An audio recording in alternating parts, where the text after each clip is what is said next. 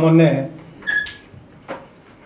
ನಮ್ಮ ಸಂಸತ್ ಸದಸ್ಯರು ಕೋಟೆಕಾರ್ನಲ್ಲಿ ಆಗಿರುವಂಥ ಒಂದು ಕಾರ್ಯಕ್ರಮದಲ್ಲಿ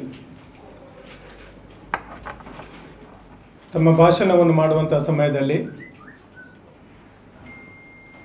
ಮಂಗಳೂರಿನ ಪಂಪ್ವೆಲ್ ವೃತ್ತ ಹಾಗೂ ತೊಕ್ಕೊಟ್ನಲ್ಲಿರುವಂಥ ಮೇಲ್ಸೇತುವೆ ಈ ಎರಡು ಮೇಲ್ಸೇತುವೆಯ ಕಾಮಗಾರಿಗಳಿಗೆ ವಿಳಂಬವಾಗಲು ಮುಖ್ಯ ಕಾರಣ ನಮ್ಮ ಸಚಿವರಾದ UT ಖಾದರ್ರವರು ಹಾಗೂ ಅಂದಿನ ಶಾಸಕರಾದ JR ಲೋಬರ್ ಅವರು ಅವರ ಸಮುದಾಯದವರಿಗೆ ಸಹಾಯ ಮಾಡಲಿಕ್ಕೆ ಈ ಒಂದು ರಾಷ್ಟ್ರೀಯ ಹೆದ್ದಾರಿಯ ಮೇಲ್ಸೇತುವೆಯ ವಿನ್ಯಾಸಗಳನ್ನು ಬದಲಾಯಿಸಿ ಕಾಮಗಾರಿಗಳಿಗೆ ಬೇಕಾಗಿರುವಂಥ ಭೂ ಸ್ವಾಧೀನತೆಯನ್ನು ಮಾಡಲು ವಿಳಂಬ ಮಾಡಿಸಿ ಈ ಕಾಮಗಾರಿಗಳು ಆಗದಂತೆ ಅವರು ಕಾರ್ಯಕರ್ತರಾಗಿದ್ದಾರೆ ಎಂಬ ಆಪಾದನೆಯನ್ನು ಮಾಡಿದ್ದಾರೆ.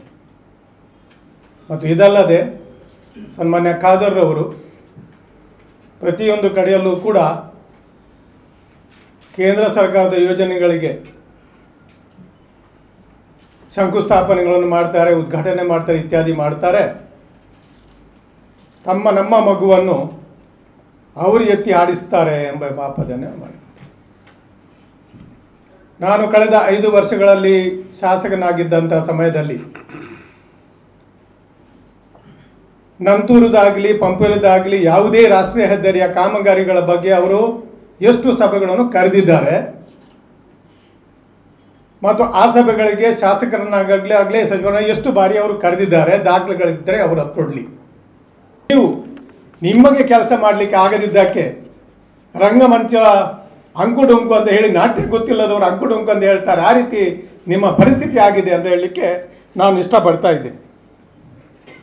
ನೀವು ಕಳೆದ ಡಿಸೆಂಬರ್ಗೆ ಈ ಒಂದು ಮೇಲ್ಸೇತುವೆಯನ್ನು ಉದ್ಘಾಟನೆ ಮಾಡ್ತೀರಿ ಅಂತ ಹೇಳಿದ್ರಿ. ಫೆಬ್ರವರಿ 28ಗೆ ಉದ್ಘಾಟನೆ ಮಾಡ್ತೀರಿ ಅಂತ ಹೇಳಿದ್ರಿ. ನಾನು ಕಾಯ್ತಾ ಇದ್ದೀನಿ, ನನಗೇನಾದ್ರು ಉದ್ಘಾಟನೆ ಕರೆಯೋತ್ತಲೇ ಬರ್ತದ ಅಂತ ನೋಡ್ತಾ ಇದ್ದೀನಿ. ಮಾಜಿ ಶಾಸಕರಾಗಿ ಈವರೆಗೆ ಬಂದಿಲ್ಲ.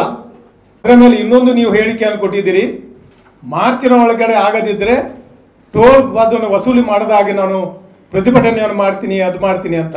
ಸಂಸತ್ ಸದಸ್ಯರೇ, ನಿಮ್ಮದೇ ಸರ್ಕಾರ ಇದೆ, ನೀವು ಸಂಸತ್ ಸದಸ್ಯರು ಕೆಲಸವನ್ನು ಪೂರ್ಣಗೊಳಿಸಲಿಕ್ಕೆ ನೋಡಿ ಹೊರತು ಆಗದಿದ್ದರೆ ನಾವು ಟೋಲ್ ಸಂಗ್ರಹ ಮಾಡಲಿಕ್ಕೆ ಬಿಡೋದಿಲ್ಲ ಅಂತ ಹೇಳುವಂಥದ್ದು ಇದು ಹಾಸ್ಯಾಸ್ಪದ. ಇದು ತಾವು ಹೇಳಿದಿರಿ ಖಾದರ್ರವರು ಕೇಂದ್ರ ಸರ್ಕಾರದ ಯೋಜನೆಗಳಿಗೆ ಅಡಿಗಲ್ಲು ಹಾಕ್ತಾರೆ, ನಾವು ಹುಟ್ಟಿಸಿದ ನಮ್ಮ ಮಗುವನ್ನು ಅವರು ಎತ್ತಿ ಹಾಡಿಸ್ತಾರೆ ಅಂತ. ಸಂಸತ್ ಸದಸ್ಯರೇ, ನಾನು ತಮ್ಮನ್ನು ಕೇಳ್ತಾ ಇದ್ದೀನಿ, ತಮ್ಮ 7 ಶಾಸಕರು ಇವತ್ತಿಗೆ ಎಲ್ಲೆಲ್ಲಿ ಎಲ್ಲ ಕಡೆಯಲ್ಲಿ ಕ್ಷೇತ್ರಗಳಲ್ಲಿ ಹೋಗಿ ನಾವು ಹಿಂದೆ ಶಾಸಕರಾಗಿ ತಂದಿರುವಂಥ ಅನುದಾನಕ್ಕೆ ನಾವು ಅಡಿಗಲ್ಲು ಹಾಕಿ ಕೆಲಸವನ್ನು ಪ್ರಾರಂಭಿಸಿದ್ದಕ್ಕೆ ಪುನಃ ಹೋಗಿ ನೀವು ಅಡಿಗಲ್ಲು ಹಾಕಿ ನೀವು ಬೀಗ್ತಿದ್ದೀರಲ್ಲ, ಫ್ಲೆಕ್ಸ್ಗಳನ್ನೆಲ್ಲ ಹಾಕಿ ನೀವು ಯಾರ ಮಗುವನ್ನು ಎತ್ತಿ ಆಡಿಸ್ತಿದ್ದೀರಿ? ನಿಮಗೆ ಒಂದು ನಯ ಪೈಸಾ ಅನುದಾನವನ್ನು ತರುವಂಥ ನಿಮ್ಮ ಶಾಸಕರಿಗೆ ಸಮರ್ಥತೆ ಇಲ್ಲ. ನಮ್ಮ ಹಿಂದಿನ ರೈಲ್ವೆ ಸಚಿವರಾದ ಸನ್ಮಾನ್ಯ ಸದಾನಂದ ಗೌಡರು ಬಜಾಲ್ ಅಂಡರ್ ಪಾಸ್ನ ಉದ್ಘಾಟನೆಗೆ ಬಂದಂಥ ಸಮಯದಲ್ಲಿ ನಾನು ಅವರಲ್ಲಿ ಕೇಳಿದೆ, ಕುಲಶೇಖರದ ರೈಲ್ವೆ ಆ ರಸ್ತೆಗೆ ಪಕ್ಕಕ್ಕೆ ರಸ್ತೆ ಅಭಿವೃದ್ಧಿ ಮಾಡಲಿಕ್ಕೆ ಅನುಮತಿ ಕೊಡಿಸಿ ಅಂತ. ಪಾಲ್ಗಡ್ನ ರೈಲ್ವೆ ಅಧಿಕಾರಿಗಳು ಸೂಚನೆ ಕೊಟ್ಟರು, ಕೆಲಸಕ್ಕೆ ಅಡ್ಡಿ ಮಾಡಬೇಡಿ ಅಂತ. ನಾನು ಕೆಲಸ ಮಾಡಲಿಕ್ಕೆ ಹೊರಟಾದಾಗ ನಮ್ಮ ಅಧಿಕಾರಿಗಳು ಹೇಳಿ, ತಾವೇನು ಮಾಡಿದಿರಿ ನಳಿನ್ ಕುಮಾರ್ ಅವರೇ, ತಾವು ಸಂಸತ್ನಲ್ಲಿ ಇದರ ಬಗ್ಗೆ ತಾವು ಪ್ರಶ್ನೆಯನ್ನು ಹಾಕಿದಿರಿ. ಪ್ರಶ್ನೆಯನ್ನು ಹಾಕಿ ಇಲ್ಲಿ ಕೆಲಸ ಆಗದ ರೀತಿಯಲ್ಲಿ 1.5 ವರ್ಷದ ವಿಳಂಬಕ್ಕೆ ನೀವು ಕಾರಣರಾದಿರಿ.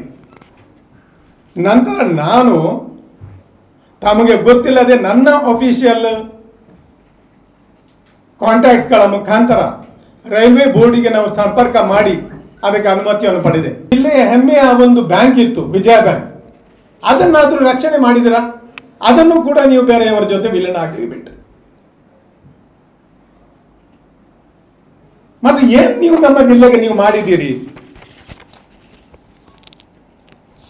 ನಾನು ಒಂದೇ ಪ್ರಶ್ನೆ ನಿಮಗೆ ಕೇಳ್ತೀವಿ, ನಮ್ಮ ಬ್ಯಾಂಕು ಹೋಯಿತು, ಯಾವುದೇ ಅಭಿವೃದ್ಧಿ ಕೆಲಸಗಳು ಬಂದಿಲ್ಲ, ಯಾವ ಪುರುಷಾರ್ಥಕ್ಕೆ ನೀವು ಸಂಸತ್ ಸದಸ್ಯರಾಗಿದ್ದೀರಿ?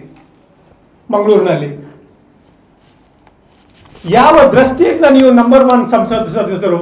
ನಾನು ನಿಮಗೆ ಕೇಳಲಿಕ್ಕೆ ಇಷ್ಟಪಡ್ತೇನೆ, 545 ಸಂಸತ್ ಸದಸ್ಯರ ಪೈಕಿ ಕೊನೆಯ ಕಡೆಯಿಂದ 545ರಲ್ಲಿ ಕೊನೆಯಿಂದ ಹಿಡಿದ್ರೆ ನೀವು ನಂಬರ್ 1 ಬಂದ ಅಂತ ಕೇಳ್ತೇನೆ. ರೀತಿಯಲ್ಲಿ ನಮ್ಮ ಕ್ಷೇತ್ರ ಅಭಿವೃದ್ಧಿ ಆಗದೆ ಕೊನೆಗೊಳ್ಳುವುದಕ್ಕಿಂತ ದಯವಿಟ್ಟು ನೀವು ರಾಜೀನಾಮೆ ಕೊಟ್ಟು ಹೋಗಿ ಅಂತ ಹೇಳಲಿಕ್ಕೆ ನಾನು ಇಷ್ಟಪಡ್ತೇನೆ.